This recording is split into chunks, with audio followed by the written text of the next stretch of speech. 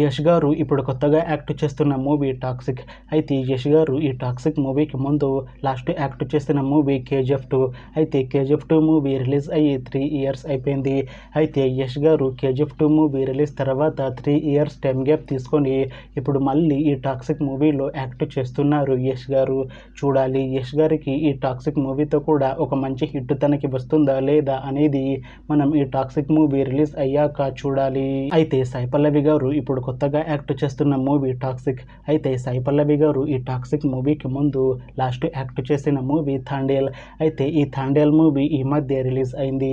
అయితే సాయి పల్లవి గారు ఈ థాండేల్ మూవీ రిలీజ్ తర్వాత కాస్త టైం గ్యాప్ తీసుకొని ఇప్పుడు మళ్ళీ ఈ టాక్సిక్ మూవీలో యాక్ట్ చేస్తున్నారు సాయి పల్లవి గారు.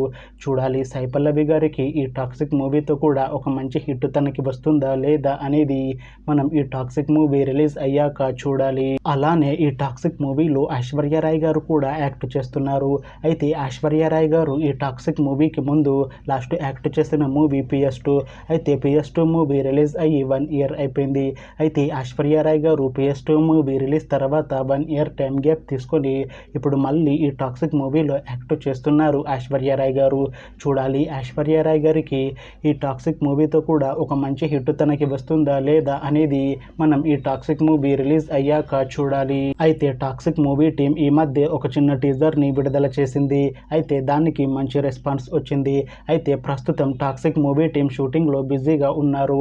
అయితే ఈ టాక్సిక్ మూవీని 2026 మార్చి 19న రిలీజ్ చేసేలా ప్లాన్ చేస్తున్నారు మూవీ టీం. చూడాలి టాక్సిక్ మూవీ రిలీజ్ అయ్యాక మంచి హిట్ అవుతుందా లేదా అనేది మనం ఈ టాక్సిక్ మూవీ రిలీజ్ అయ్యాక చూడాలి. Thanks for watching this video friends. మీకు ఈ వీడియో నచ్చితే ఈ వీడియోని లైక్ చేయండి. ఇంకా ఇలాంటి మూవీ అప్డేట్స్ కోసం ఈ ఛానల్ని సబ్స్క్రైబ్ చేసుకోండి.